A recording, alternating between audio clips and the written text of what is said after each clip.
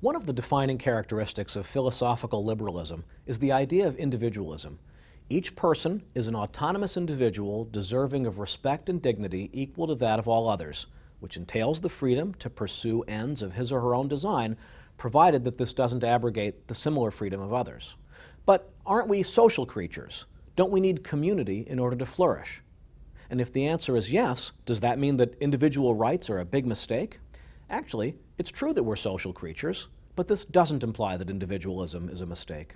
Karl Marx claimed that our identities are constituted entirely by our socioeconomic class, and that autonomy was an illusion. The prevailing economic system determines how you think.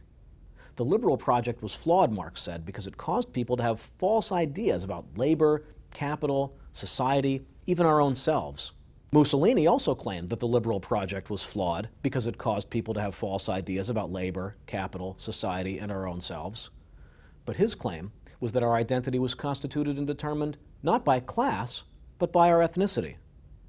These days, few defend these claims, but it's a lot more common to claim that the community determines our identity, and that liberalism is a flawed project.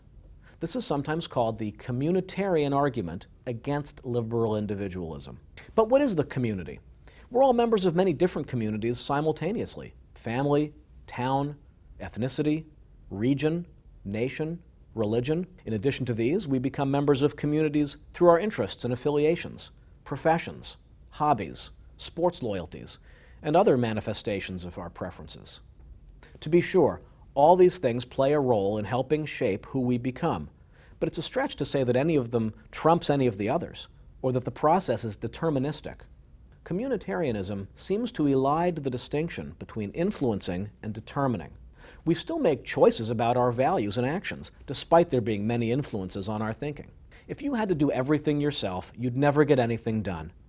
Being part of a community allows us to divide labor and benefit from specialization and trade.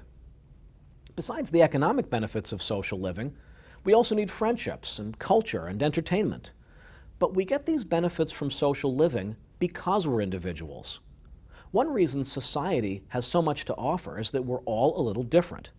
The great diversity of human interests and talents and preferences is a testimony to our individualism, and society just is the manifestation of these differences as they're brought together.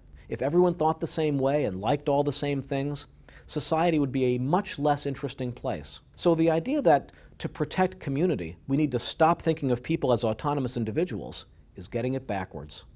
If we really care about the well-being of communities and preserving the way that society contributes to human flourishing, we ought to keep in mind the unique and autonomous individuals that make it up.